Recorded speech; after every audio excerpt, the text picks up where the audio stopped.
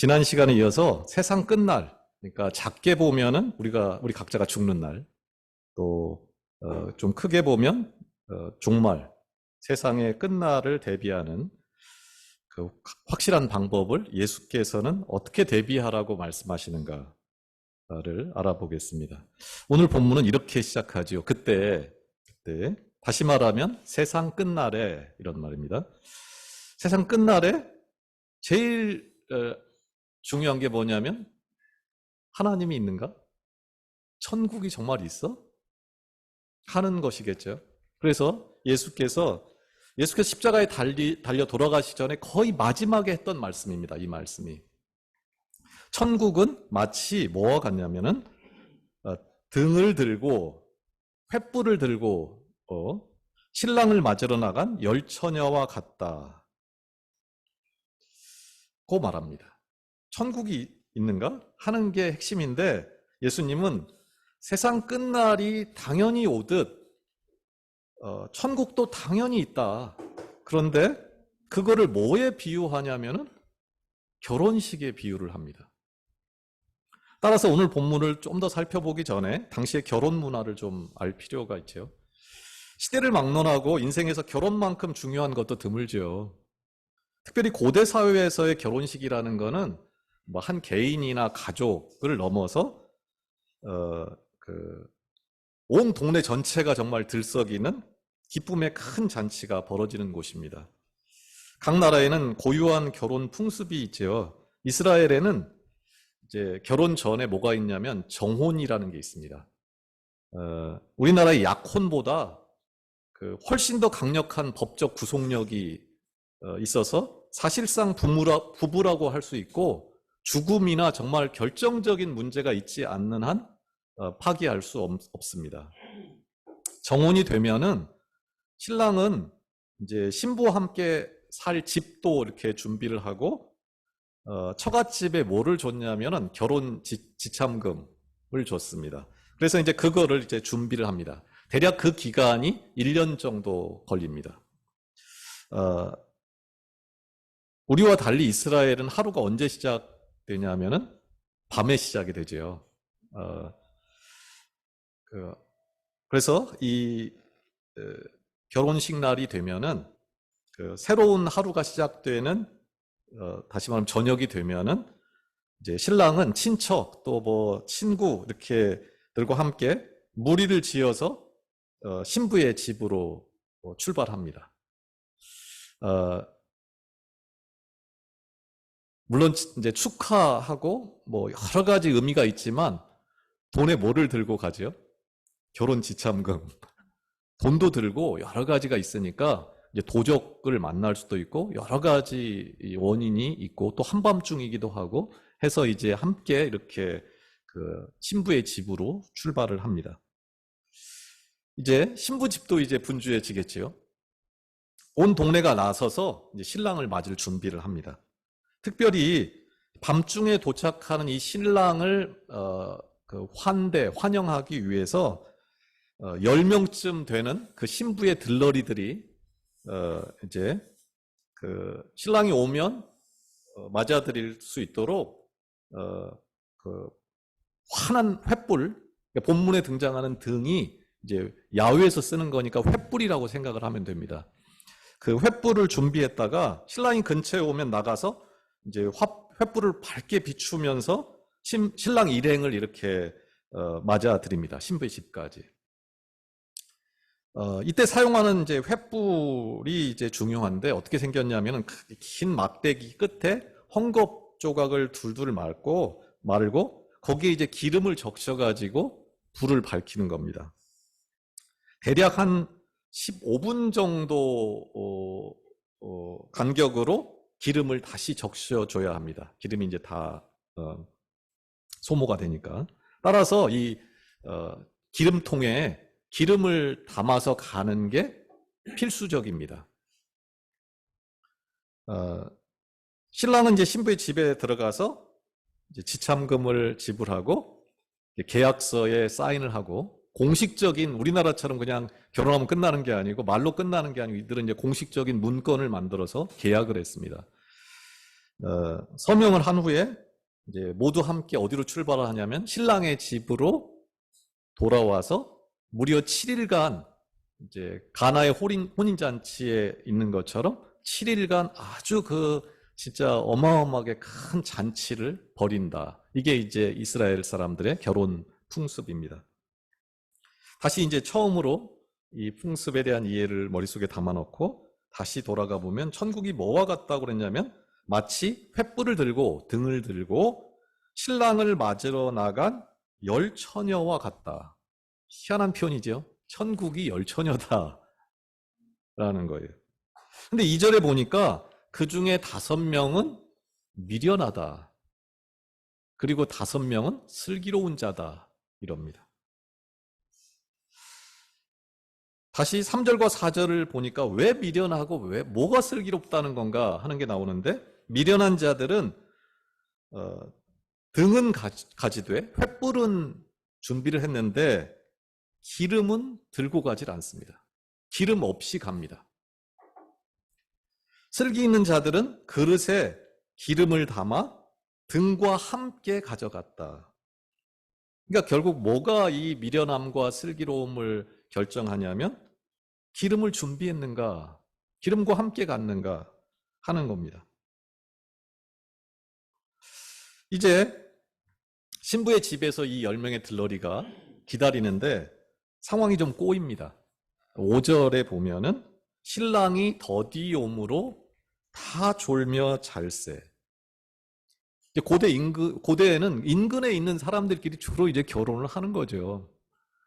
근데 신랑 일행이 생각보다 너무 늦게 도착을 합니다.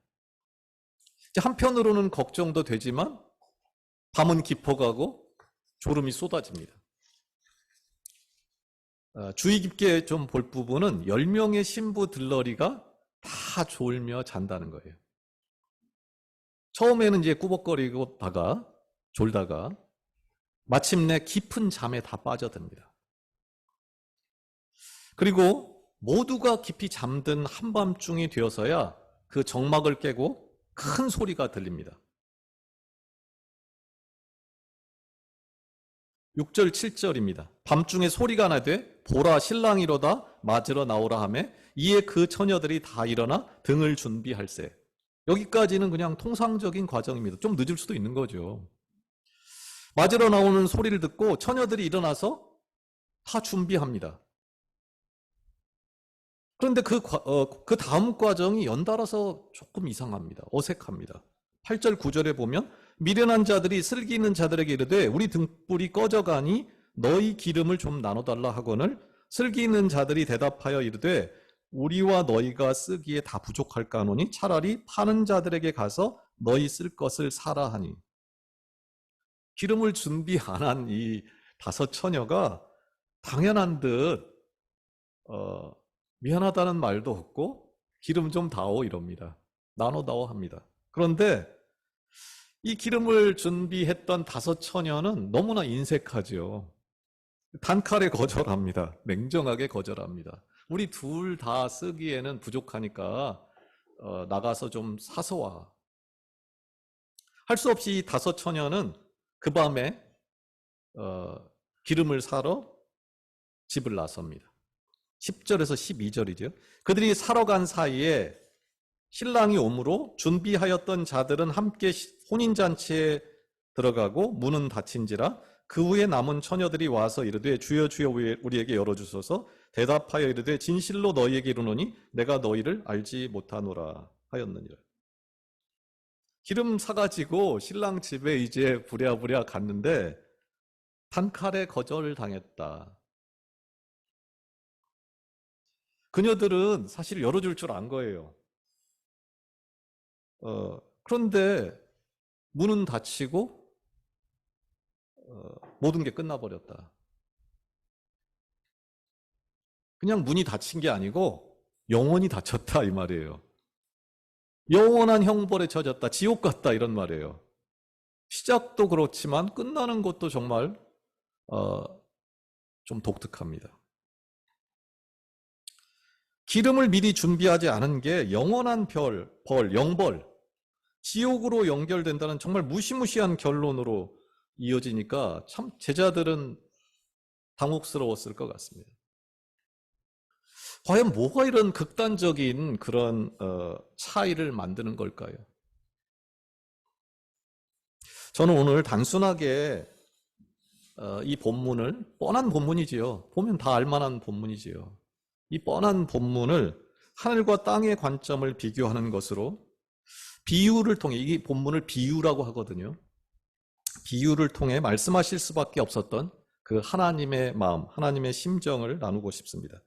먼저 하늘의 관점, 하나님의 눈으로 이 본문을 다시 보면은, 첫째는 천국은 뭐의 비유가 되냐면 열처녀의 비유가 됩니다. 다섯 처녀하고 비유되는 게 아니에요. 열처녀에 비유되고 있습니다. 성경에서 열이라는 숫자는 뭐냐 하면은 전체 모든 사람을 말하는 거예요. 따라서 하나님은 모든 사람을 천국 잔치에 초대합니다. 나는 그런 초대 받은 적 없어. 그렇게 할 만한 사람은 아무도 없습니다. 하나님께서는 저도 여러분도 애타게 찾고 있다. 그게 천국이에요. 그 사실이 천국이지요. 그런가 하면은 하나님은 모두에게 역할을 줍니다. 열처녀 모두에게 신랑이 오는 길에 빛을 비추라. 신랑의 올 길을 예비하라. 그 영광스러운 역할을 모두에게 줍니다. 그건 짐이 아니고 특권입니다. 이 세상 그 무엇과도 바꿀 수 없고 누구에게도 사실 양보할 수 없고 정말 가장 보배로운 일이고 가장 우선적인 일이고 가장 본질적인 일입니다. 그분은 우리에게 그 천국잔치가 일어나는 그 결혼식에 정말 핵심적인 역할을 맡깁니다. 잔치의 성패를 사실 누구에게 맡기는 거냐면 나한테 건다는 거예요. 그거야말로 진짜 천국입니다. 세 번째는 신랑 되신 예수, 여기서 말하는 신랑이 예수 그리스도인데 신랑 되신 예수님이 더디 오는 이유입니다. 내 예상하고 안 맞아요. 왜 그럴까요? 그게 바로 천국입니다. 그것은 10사람 모두가 5사람 말고 10사람 모두가 그 천국잔치, 구원잔치에 참여할 수 있기를, 아직도 기름을 그 준비할 수 있도록 시간을 부여하고 싶은 하나님의 마음이 거기 있는 겁니다. 네 번째로는 본문은 뭐를 말해주냐면은 빌릴 수 없는 게 있다는 거예요. 많은 학자들은 이 본문에서 말하는 기름을 뭐라고 이제 하냐면은 믿음이다. 루터 같은 사람은 믿음이다 이게 이렇게 말하고, 이제 대부분의 사람들은 성령 충만이다. 하나님의 다스림이다. 이렇게 말하고, 이제 마태복음에 아주 정통한 학자들은 마태복음에서 말하는 빛이 뭐냐면은 선한 행실이거든요. 선한 행실. 그래서 선한 행실이다. 이런 식으로 보통 이제 생각합니다. 저는 여기에 우리가 늘 써놓는 말씀과 기도다. 이렇게 이제 추가하고 싶습니다. 쉽게 적용하면은 우리 모두가 이제 매일 성경을 2장씩 읽자. 이렇게 이제 말하는데, 어떤 사람이 나 10장 읽었으니까 내가 이제 읽은 거 나눠줄게. 그렇게 할 수 있냐는 거예요. 불가능합니다. 내 안에 샘솟는 기쁨, 예수 안에서 누리는 그 자유함, 그걸 어떻게 나눌 수가 있습니까? 나눌 수 없는 것들이 있다라는 거예요. 그런데 이 미련한 처녀의 입장, 땅의 입장이죠. 땅의 눈으로 보면은 이게 다 뒤집힙니다. 다 뒤집히지요. 늦는 것도 불만이고, 저 자꾸 미련한 것들이 빌려달라는 것도 꺼달라는 것 다 나눠줄 수 있다고 생각하고 다 다르게 생각합니다. 그녀들은 나름대로 다 판단이 있었어요.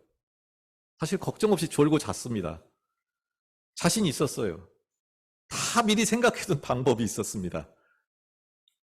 자기들은 할 만큼 했습니다. 바쁜데도 불구하고 그 결혼식 시간 내서 가졌고 횃불도 들고 갔고 늦은 시간이 되도록 기다릴 만큼 다 기다렸습니다. 기름은 또 얼마든지 나눌 수 있다 이렇게 생각했습니다. 또 만일 부족하면 그때 가서 좀 사오면 되는 거지. 그 기름집 문 닫는 것도 아니고, 당시 이스라엘은 이제 기름집이 밤에 이런 일이 많았기 때문에 밤에 일이 시작되고 기름집을 열었습니다. 그때 사오면 된다고 생각했습니다. 할 만큼 다 했습니다. 나만 그렇게 하는 것도 아니고 다들 그렇게 살고 다들 그런 식으로 자기식으로 산다 그렇게 생각했습니다. 마지막 순간까지도 그녀들은 문이 열릴 것으로 생각했습니다. 늦었다고 생각 안 했습니다, 사실. 근데 그녀들의 판단은 실패했습니다.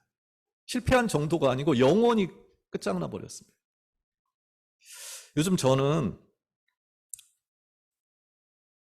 천국 안 가도 돼요. 그냥 저 지옥 갈래요. 그냥 이대로 살다 죽을래요. 이런 얘기를 왜 그런지 모르겠는데 너무 많이 듣습니다. 그러면서도 한편으로는 그냥 잠이나 한번 원 없이 잡았으면 좋겠다. 허리가 아파서 정말 사는 게 지옥 같다. 그거는 어떻게 좀 해결해 줬으면 좋겠는데 천국, 지옥 얘기를 너무나 쉽게 해버립니다. 이 말이 얼마나 심각한 말인지를 모르고 내뱉으니까 듣다 보면 정말 머리가 깨질 듯이 아픕니다. 이 실상을 정말 알아야 될 텐데 하는 마음으로 가슴이 너무 먹먹하고 기도가 막 얘기하고 있는데 기도가 절로 막 나옵니다. 하루살이하고 메뚜기 대화 아시지요? 하루살이하고 메뚜기가 하루 종일 놀다가 저녁이 돼서 이제 메뚜기가 내일 만나자 또 이렇게 하는 거죠. 그랬더니 하루살이가 뭐라고 합니까? 내일이 뭔데? 하루살이한테 내일을 설명할 방법이 없습니다.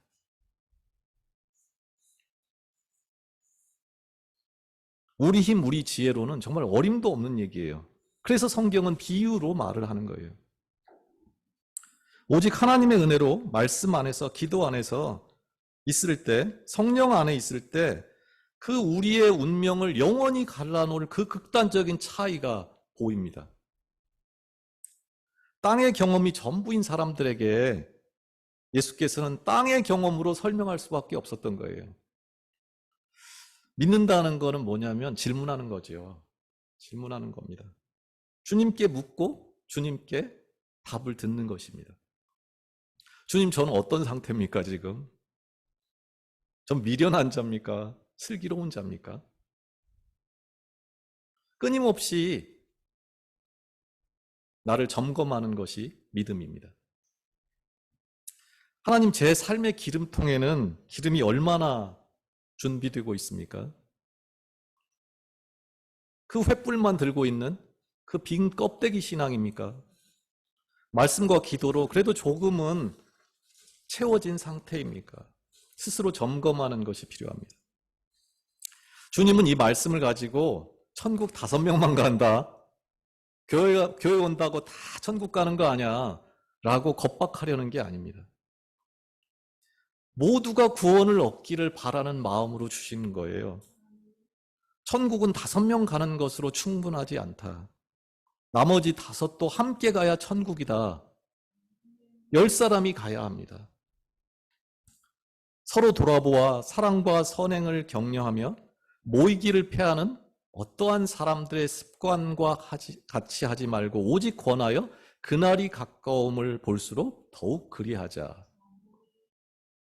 보라, 지금은 어떤 때죠? 은혜 받을 만한 때요, 구원의 날이로다. 지금은 기회의 시간이고 은혜의 시간이고 나도 깨우고 너도 깨울 수 있는 바로 그 천국의 시간이라는 것입니다. 그 말을 하고 싶은 거예요. 말씀 따라 순종해 본 적이 언제입니까? 말씀이 메마르고 내 안에서 기도가 메마르고 기쁨이 메마르고 정말 꺼져가는 횃불처럼 살았다 하는 이름은 있으나 실상은 죽어있는 첫사랑을 벌써 잊어버린, 차지도 덥지도 않고 그냥 교회에 오는, 하라니까 그냥 하는 상태는 아닌가요?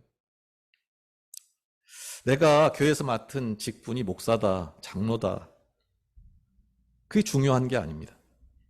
내가 하는 일이 얼마나 많은가 적은가 그것도 중요하지 않지요. 오늘 밤에 사용할 기름이 있는가? 오래전 받은 은혜 말고 오늘 내가 나눌 은혜, 오늘 말씀, 나눌 말씀, 내가 오늘 받은 기도의 응답이 있는가? 그게 있는 여러분이 되시기를 바랍니다.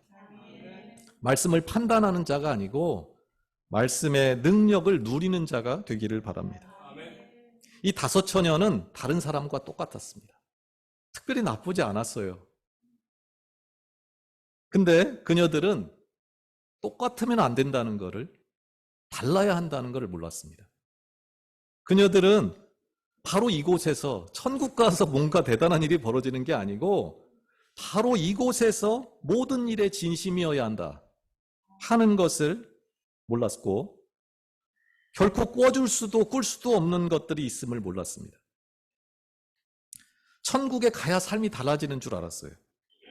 근데 주님 뭐라고 그러냐면 지금 이곳에서 달라져야 한다고 말씀합니다.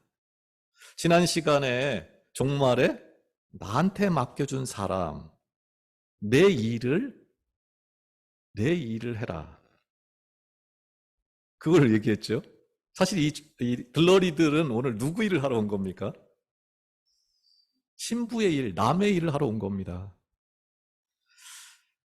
내 일도, 남의 일도, 공동체의 일도 정말 진심을 다해서 해야 된다고 말하는 것입니다. 한결같아야 한다. 믿는다는 게 입만 달라지는 게 아니고 사람 달라지고 인격이 달라지는 겁니다. 당시 결혼식 들러리로 가면서 기름 안 갖고 가는 일 많았을 것 같습니다. 친구들이 서로 나눠주기도 했고, 또 모자라면은 그때 사러 가고, 또 늦게 와도 다 문 열어주고, 그렇게 했던 것 같습니다. 그런데 예수님은 이 결혼이라는 그냥 늘상 있는 그 일을 통해서 천국의 비밀을 드러냅니다. 믿는다면서 세상과 전혀 다를 바 없는, 똑같이 남의 일을 대충 하고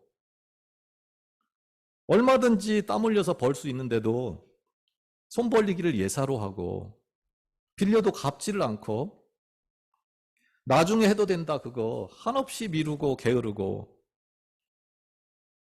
언제든지 그런 거 할 수 있어 허풍 떨고, 그것은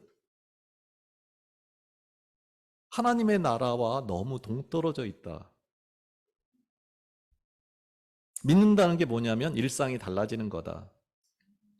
일처리 하나하나가 달라지는 거다. 모든 일에 진심인 거다. 는 것을 말해주는 것입니다. 무엇보다 믿음은 우선순위를 바꾸는 겁니다. 내가 주인이 아니고, 제일 힘든 거죠. 내가 주인이 아니고 하나님이 주인으로 바뀌는 겁니다. 내 경험, 세상 경험이 아닌 말씀에 붙들려 있는 것입니다. 말씀이 먼저 준비가 되고 그리고 말씀과 함께 가는 것입니다. 성령의 인도를 따라 사는 것입니다. 하루 또 하루의 말씀과 기도, 그 진심, 그게 우리의 영원한 미래를 결정한다는 것을 기억하면서 이 한 주간 말씀과 기도의 기름을 채우는 우리 모두가 되기를 원합니다. 나 혼자만이 아니라 10처녀 모두, 내 가족, 우리 교회 모든 성도가 다 서로 기름을 채울 수 있도록 서로 응원하고 서로 도울 수 있기를 원합니다. 일어날 때 기도하고 또 잘 때 기도하고 때마다 일마다 기도하고 또 아침 뭔가 업무를 시작하기 전에 말씀 한 장 읽고 또 퇴근하고 밥 먹고 말씀 한 장 읽고 하루 중에 한 번은 찬송하고 또 예배를 사모하고 모이기에 더욱 힘쓰는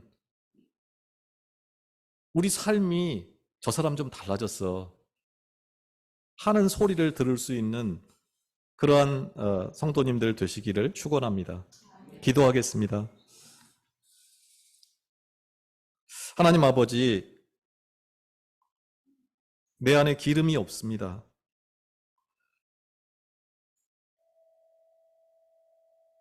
미련합니다. 불쌍히 여겨주시고 나의 벌거벗은 것을, 나의 비참함을 볼 수 있는 눈을 뜨고 귀가 열리게 하옵소서. 가슴이 말씀으로 불타게 하시고 죽은 내용 살아나서 하나님을 향해 기뻐 날뛰게 하옵소서. 우리 안에 정직한 영을 새롭게 하시고 속사람이 성령으로 충만하게 하옵소서. 말씀에 매여 살게 하시고 말씀으로 충분하게 하시고 오늘도 내일도 말씀의 능력을 경험하며 살게 하옵소서. 작은 일에 충성하게 하시고 작은 일에 기도하게 하시고 작은 일에 진심인 삶과 믿음으로 붙들어 주옵소서. 겉과 속이 같은 사람 되게 하시고 썩을 것으로 심고 썩지 않을 것으로 거두는 참 믿음의 사람이 되게 해 주시옵소서. 예수 그리스도의 이름으로 기도합니다. 아멘.